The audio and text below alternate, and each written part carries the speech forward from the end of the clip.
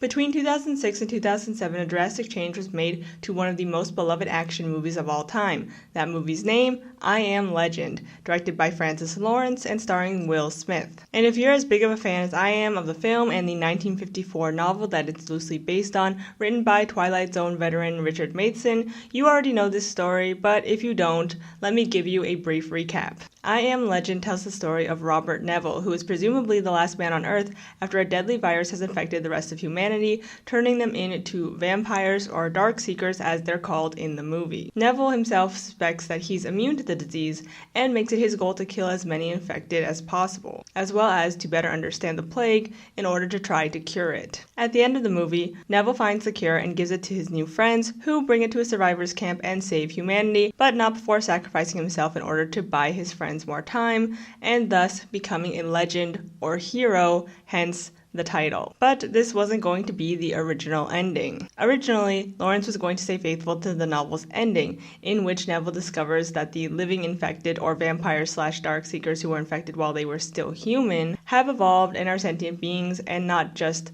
undead monsters. The living infected are actually trying to start their own society and go to Neville's house in order to rescue their leader's partner, and thus Neville must confront the fact that he's their monster who has killed their loved ones and has terrorized their community. Neville becomes their legend, their vampire, their boogeyman, and in the end of the book ends his own life, knowing that he won't be able to survive in this new world and that humans as we know them have run their course. In the 2008 DVD, you can watch the original ending of the film before they change it to be more optimistic, and though it is still quite different from the novels, it does make Neville realize that he's become the villain and shows him deciding to abandon his research for a cure. In a 2018 interview with Screen Rant, Lawrence said that he liked the book's ending and thought if they made the movie today, it would still have made the same amount of money if they had just straight up adapted the novel, even keeping the term vampire, which in 2007 was too lame, and thus they opted for the much more serious term dark seekers. But as Lawrence said, when you're spending that much money, you're panicking that you're making this weird little art film about a guy alone with a dog in New York. As for why they changed the ending to make Neville a hero,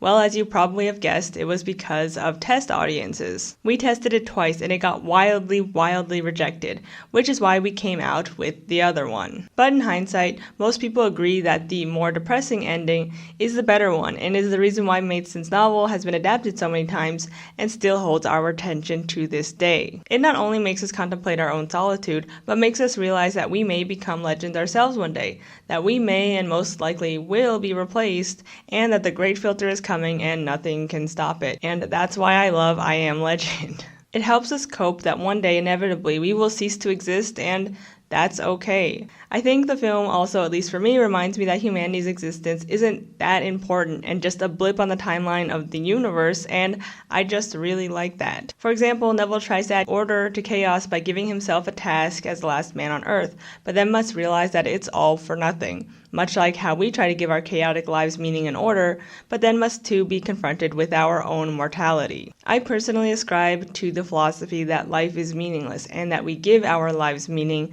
in order to make our existence bearable and to make it make sense. And it's not like I sit here philosophizing and navel-gazing all day in agony about how the world is going to end and nothing matters, because everyone's life does matter and what we do matters. But for me personally, when life starts to get overwhelming, I like to look up into the sky and remind myself that I'm just a speck on a small dot hurtling through time and space, and that I'm insignificant. And I think reminding myself of that, along with acknowledging just the absurdism that I'm even alive in the first place, gives me comfort and the will to keep going. I don't know if I'm alone in feeling that way, but I don't think I am.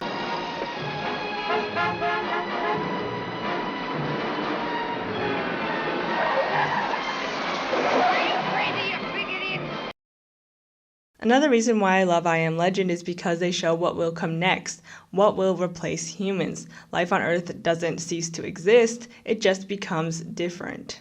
In addition, the human who thinks that he's a hero is of course actually a villain, and that makes him reflect on his own actions, and thus it should make us, the audience, reflect on how we treat others who might be seen as inhuman. It also reminds me of that Black Mirror episode too. But anyway, the replacement narrative can be used in two senses. Firstly, to horrify us and scare us, as seen with the I Am Legend ending where Neville is a hero, and in the 1956 film Invasion of the Body Snatchers, where the alien replacements are just straight straight up evil, and of course also metaphors for a communist invasion. The second and more interesting way the replacement narrative can be used can be seen in the original ending of the 1954 novel and the 2007 film, where we become sympathetic to the monster who will replace us, as the monster isn't just there to scare us, but to embody a contemporary social anxiety that we as humans must confront, usually bigotry of an othered group. For example, a lot of people see a multicultural message in I Am Legend of needing to accept and understand the other rather than fear them. Neville must learn that even though he thinks that he's in the right, he's actually in the wrong, and this lesson can be transferred to us, the audience, to look at ourselves from other people's perspectives and points of view. In the original Twilight Zone, Rod Serling used aliens living among humans as metaphors to comment on the absurdity of paranoia surrounding communism, as well as general prejudice towards various minority groups. And though there are aliens in many episodes juxtaposed to humans, it's usually the humans who are the real monsters and, like I Am Legend, make us question our own beliefs. This is best illustrated in episodes such as The Monsters Are Due on Maple Street, Will the Real Martian Please Stand Up, He's Alive, and lastly, I Am the Night, Color Me Black, which ends with this narration. A sickness known as hate, not a virus, not a microbe, not a germ, but a sickness nonetheless, highly contagious, deadly in its effects. Don't look for it in the Twilight Zone, look for it in a mirror. Look for it before the light goes out altogether. Having humans be the villains or the ones who need to learn the lesson by using monsters are some of my favorite stories, and when it's paired with the replacement narrative, it's just chef's kisses. And it's not surprising that we see a rise in the replacement narrative in sci-fi during the 50s and 60s due to the threat of mutually assured destruction, which was looming over everyone's heads at the time. Thus, art was created to help us cope with that idea and answer the question, what will come next? I Am Legend and the 1960s adaptation, The Last Man on Earth, The Twilight Zone, the 1963 novel Planet of the Apes, and the subsequent 1968 movie adaptation, which we'll discuss at length later, were all born during this time. Lastly, revivals of older sci-fi works came out as well, like the 1960 version of H.G. Wells' The Time Machine, which utilizes the replacement narrative but with an evolutionary twist and fear of the other embodied in monsters, but doesn't necessarily pack the same punch as its contemporaries, which we'll touch upon briefly now.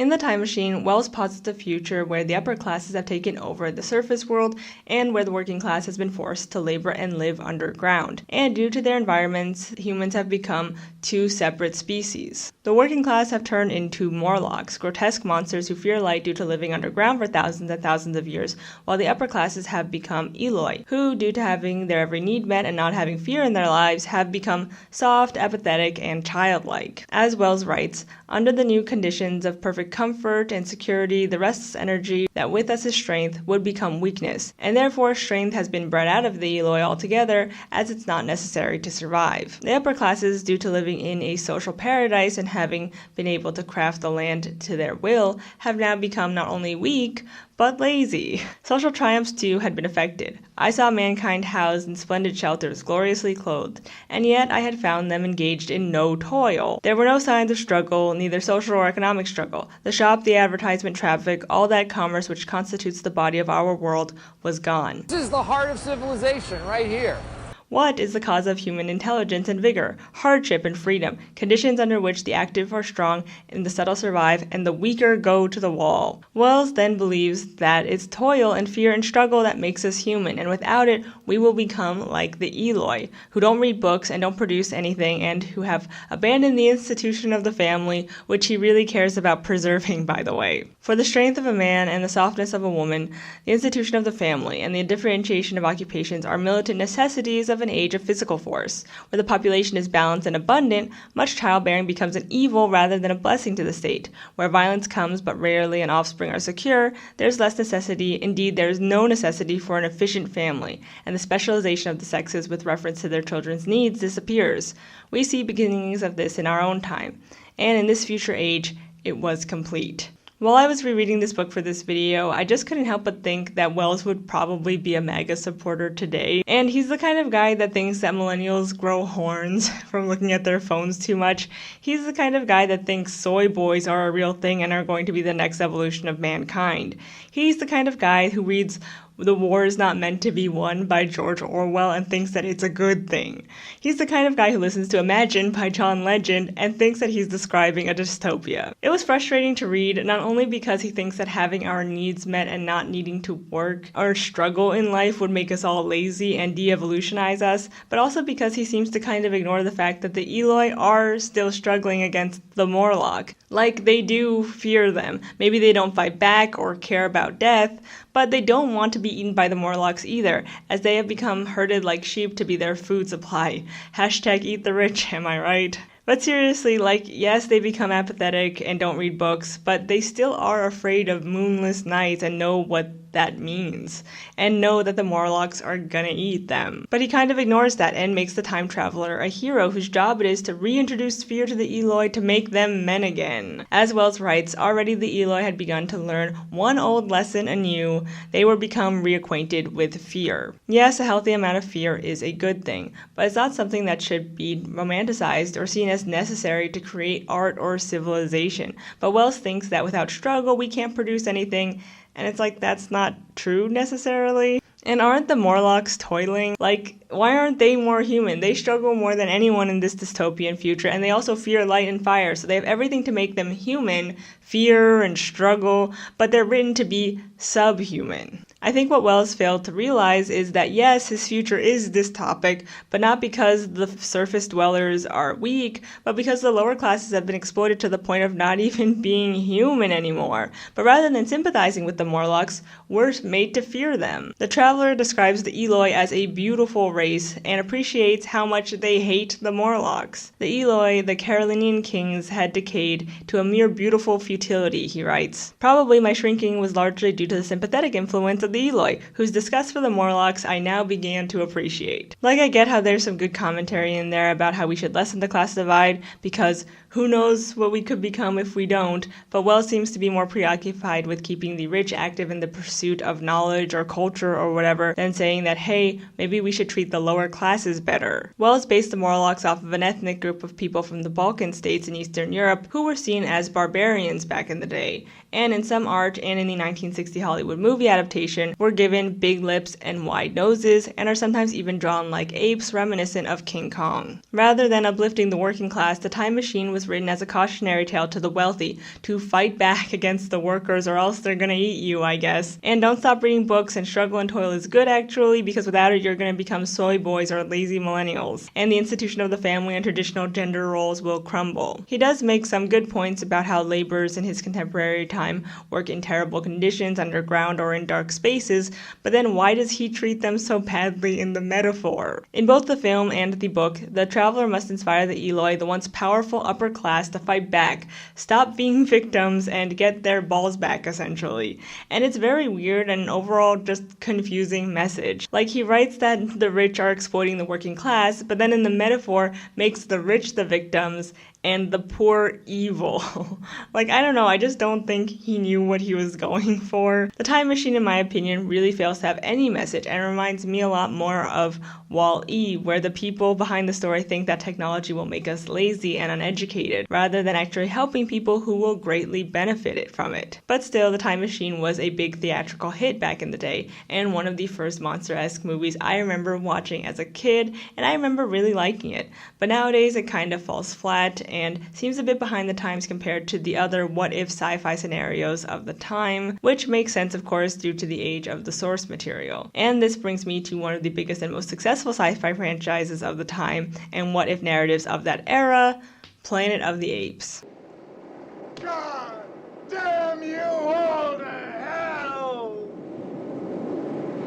So, The Planet of the Apes is a huge franchise totaling 9 movies, with the first one coming out in 1968 and the most recent reboot trilogy ending just a few years ago in 2017. Like its cinematic forebears that posited distant futures and humanity's downfall, it was based on a book, this time by French author Pierre Boulle, who is also known for his other literary work, Bridge Over the River Kwai. The novel came out in 1963, and like many Twilight Zone episodes, had a twist ending, so let's get into it. The Planet of the Apes novel starts out with a couple translating and then reading a manuscript of an account of a man who travels to an Earth-like planet, only to see that the planet is run by apes and that humans like him are enslaved and bred on and experimented on. We later learn that years prior, humans enslaved apes, but then, like the upper classes in the time machine, became lazy, and thus the apes took over. But unlike the Morlocks, the apes aren't barbaric, they have simply reversed the roles and are now living as humans. The main character and friends try to flee the planet, setting a course for Earth, only to discover that this is Earth, and the couple reading the manuscript are actually apes themselves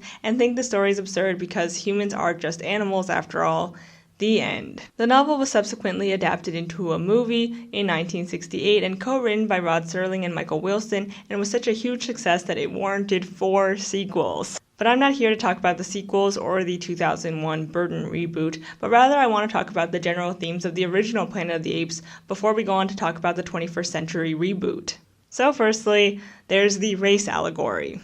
The apes are a stand-in for the racial other, mainly and most obviously black people, and as Cecily Bowen wrote in their 2017 article, Why Some People Think Planet of the Apes is Racist, the Planet of the Apes franchise is not so much racist, but racial. However, this of course doesn't mean that you can't find the parallel offensive, as it is kind of literal and due to that kind of uncomfortable, not to mention that just the existence of the property leads to white racists using it as ammunition against black people, even as recent as 2018. And though I think at the time the white male writers thought they were doing something groundbreaking at the time and making real racial commentary, the commentary was crafted to appeal to white audiences rather than black audiences. The point of seeing the white man enslaved by a civilization of apes was then, in my opinion, to make white moviegoers understand that slavery is wrong and that mistreatment is wrong.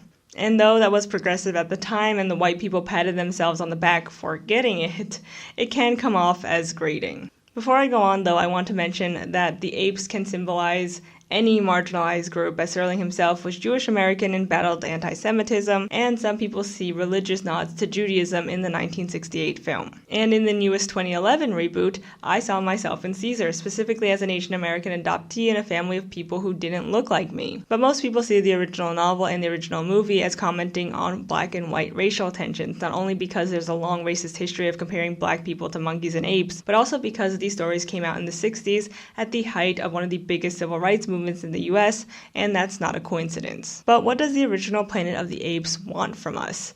In the end, it teaches the white audience that if they don't treat non-white people equally, it will be their downfall and that's their worst nightmare. Which can make the story, again, kind of grating, as it seems to really only exist as a desperate attempt to get white people on board with just believing that equality is good.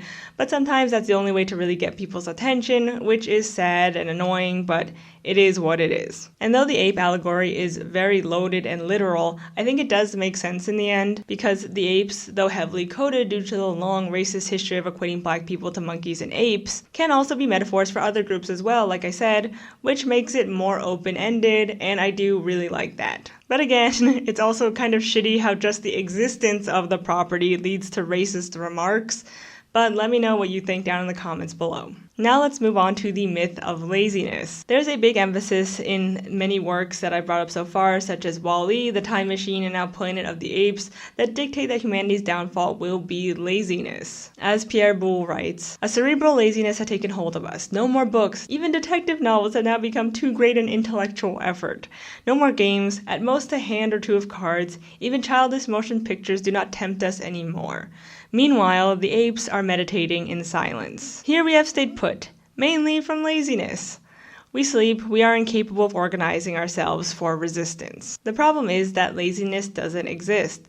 Laziness as a concept was only manufactured to be the opposite of productivity, and to make us more productive, there needed to be something bad to guilt us into working more, and thus laziness was born. But when you're not working and are just existing outside of being productive, you're not being lazy, you're just not working. And you don't need to earn productive days or lazy days or relaxing days. You should just be able to not work and not feel guilty about it. But because of capitalism's demand that to be a worthy member of society, you need to produce constantly, this idea of laziness was born, and it turns out to be just really toxic. Not only does it make life more stressful because you're constantly anxious and wanting to avoid being lazy, it's used as a scapegoat for inequality. It's not because of systemic issues, it's because those groups are lazy.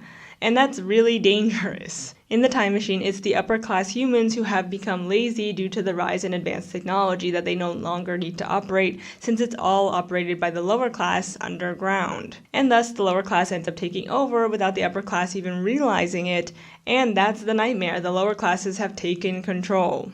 And that's kind of a shitty message, not only because it paints the working class as evil, but also because it frames technological advancement and not needing to work as a means to an end, not something positive that gives us more free time to do something other than work. In fact, Wells's thesis of the time machine is that we need to suffer to create art and to be human, which is just really annoying. This basically tells the upper classes to work just as hard and never stop working because then the underclass will rise up and eat you.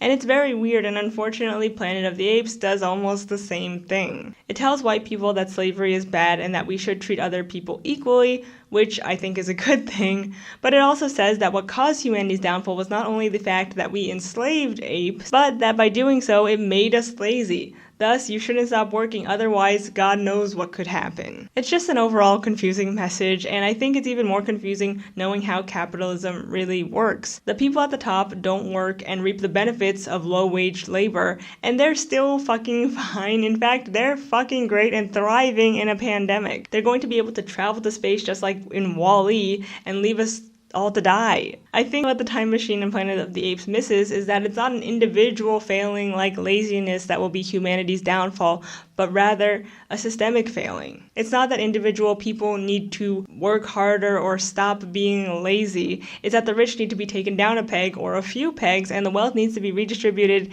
and that no one should have to work for hours on end. Overall, I think the original Planet of the Apes premise isn't terrible and was of course groundbreaking at the time and still somewhat relatable today. But like all things, it had its time in the sun, but it's now time to move on and reevaluate and reboot it for present day. So let's see what we've got.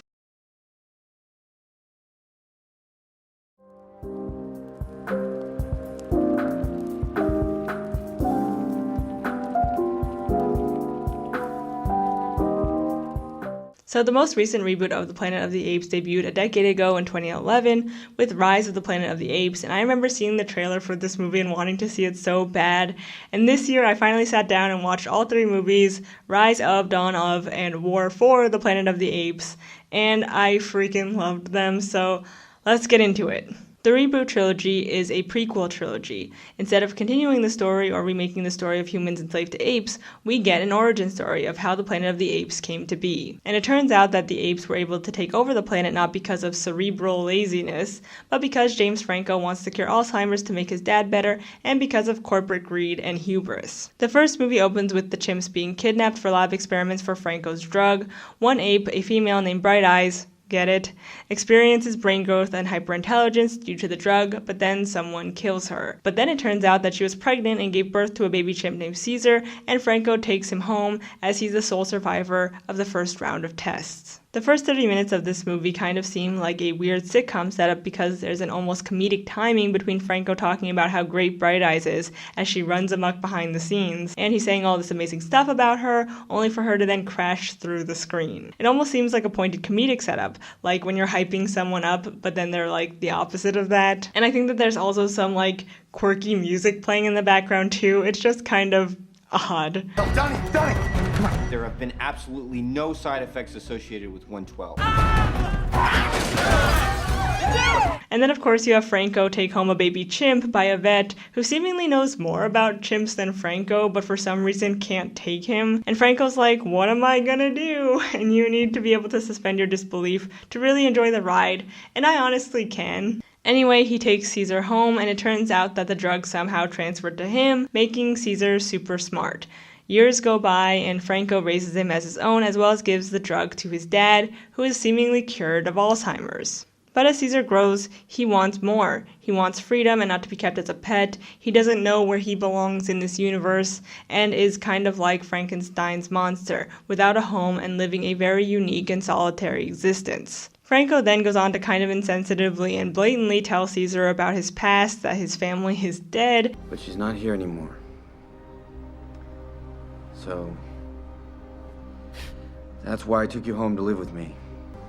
My mother's dead. And that he essentially adopted him, and wow, I did not expect adoption to be a theme in this movie, but it is handled, in my opinion, really well. And like I said earlier, I saw myself a lot in Caesar, part of a family that didn't look like me and not knowing where I came from. Caesar himself is othered in the movie, but it's definitely a very vague racial otherness than a one-to-one parallel with any real-life group. It's more of a loose allegory, which I really like and think works really well in the reboot, which we'll get more into later. Time goes on, and of course a misunderstanding happens that leads to Caesar being taken by the state to an ape facility where he is mistreated and tortured by the sadistic staff. And Franco should be more torn up about this, but he's kind of not, and he kind of just seems more bored than anything. This of course deeply affects Caesar, as the only family he has abandoned him, and this is a double whammy as he's an adoptee, and this is now the second time he's losing a family. At the facility, Caesar is judged by the other apes for wearing clothes and not fitting in, similar to again how adoptees of other races aren't seen as really X-race because they weren't raised by their own kind. Caesar grapples with this, but due to his superior intelligence is able to gain the others' trust and eventually plans their escape. In the meantime, Franco's dad regresses, so he tries to up the dosage and administer it via gas rather than through the blood.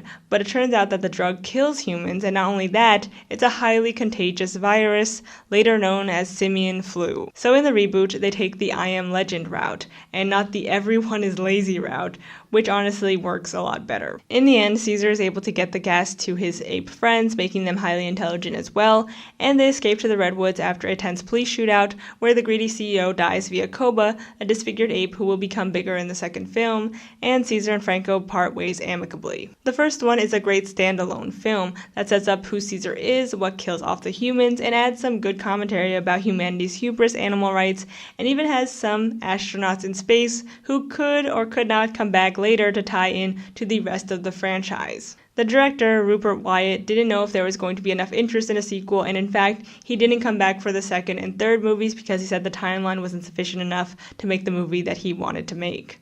Therefore, the later two films, both directed by Matt Reeves, are different but also seamlessly tie into the first one. Before I go on to talk about the second and third films, I want to say that Andy Serkis as Caesar is amazing.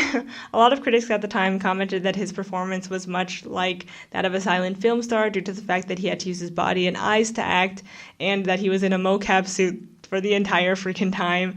And it really works. He carries the movies, and we just stan Caesar. The second film is called Dawn of the Planet of the Apes, which I always think is funny because isn't that the same thing as Rise of the Planet of the Apes? And I think the director knew this because in the third movie, they tried to justify the titles of the franchise by using them to explain what's happened since the second movie, and it's just kind of funny to me. Anyway, the second movie opens and we see that simian flu has killed off most of humanity, with 1 in 500 being immune to the disease. Not only that, but it has caused civil unrest and an energy crisis, and just a lot of bad shit is happening. It's been 10 years since Caesar has started his ape colony in the forest, and there's been infighting between him and Koba from the first movie. Koba hates humans for what they did to him and wants revenge, but Caesar, who of course is an idealist, wants to make peace with the humans and wants to avoid war with them at all costs. Koba accuses Caesar of loving humans more than apes and being kind of a race traitor, and this causes Caesar to lash out at him. The racial undertones of the franchise definitely become more obvious in the second one and grow even more in the third one, which we'll see later,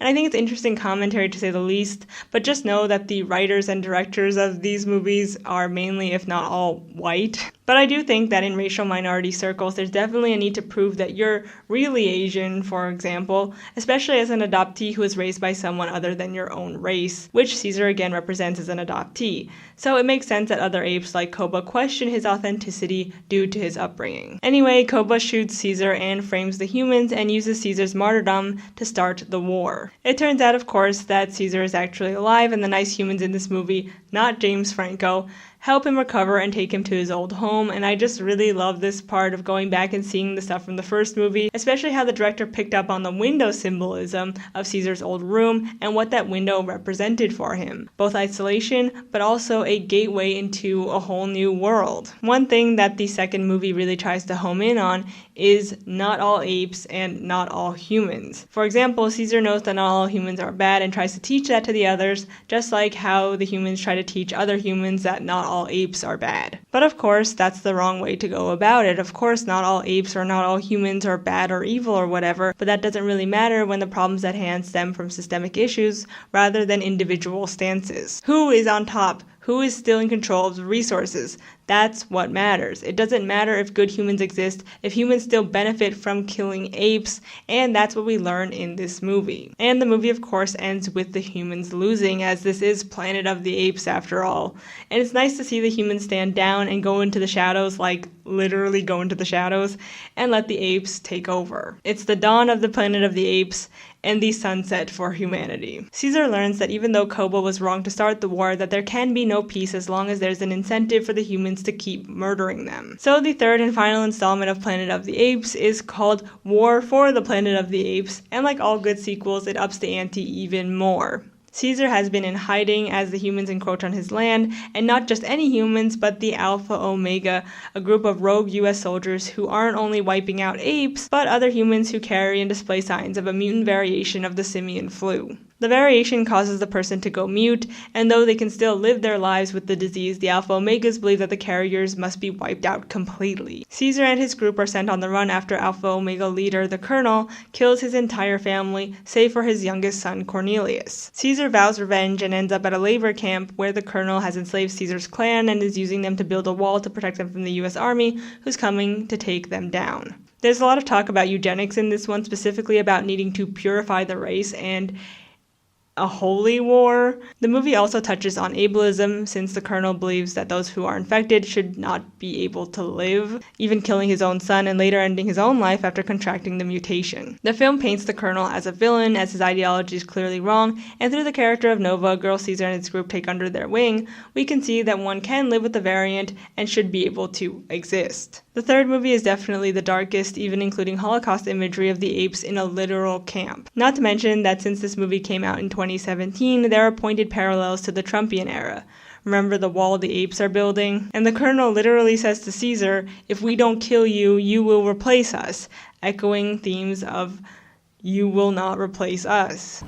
No matter what you say, you'd eventually replace us. That's the law. The fear white people have of being replaced is definitely a theme in Planet of the Apes specifically, and it's done, I think, better in the reboot where we have sympathy for the apes, rather than the poor enslaved white human man who hates what the apes have done to the planet. In the reboot, we see the neo-Nazi stand-ins as evil for thinking that it would be impossible to live with other people who aren't like them, and see their intolerance and hate as a bad thing. The plea in the reboot isn't that we need to treat others equally or God knows what will happen, but rather we need to treat others equally because other people deserve the same rights and freedom as everyone else. Even the one sympathetic Alpha Omega soldier is shown as just being fucking evil in the end, and honestly I really appreciated that. He does not get redeemed. I also appreciate how the US Army itself isn't redeemed or heroes, and actually also wants to kill Caesar. And in the end, the humans must die, and the apes prevail. Caesar suffers so much in this movie, and just thinking back to all of the other movies where he also suffered, specifically how much he went through in the first one, being abandoned at a facility where he was abused, being born into a facility where his mom was abused, and now back in another scenario where he's behind bars and forced to work for humans, all after his son and wife were murdered in front of him. It's like, goddamn, Caesar cannot catch a fucking break. And in the end, Caesar dies due to wounds during the last battle with the humans, but he survives long enough to see the Holy Land where his people can finally be free. Overall, I really like the entire franchise because I really related personally to Caesar's character and backstory, and also because I just think that he's a well-written character. Anyway, I know that the allegory is kind of a touchy subject on how good or right it is, especially since there's this idea that white people feel more sorry for animals than other human beings. So it's kind of telling how we need to use sympathetic apes to tell stories about real-life human racism. But personally, in the reboot, I think it works really well. I usually don't like race allegories that use animals to talk about real-life human racism, like Zootopia, for example. But I don't know, for me personally, the Planet of the Apes reboot just worked, and in my opinion, did a good job. And I honestly don't really even have the words to describe why I liked it so much. I just did. And I do think allegories can be really powerful sometimes and are needed in media, in film, in literature, etc., and sometimes can just leave us speechless. In this video, I talked about monster movie metaphors and the replacement narrative in 1960s sci-fi and the 21st century reboot of Planet of the Apes, and how sometimes they fail, but sometimes they can be really good and make us question our existence and how we treat those around us.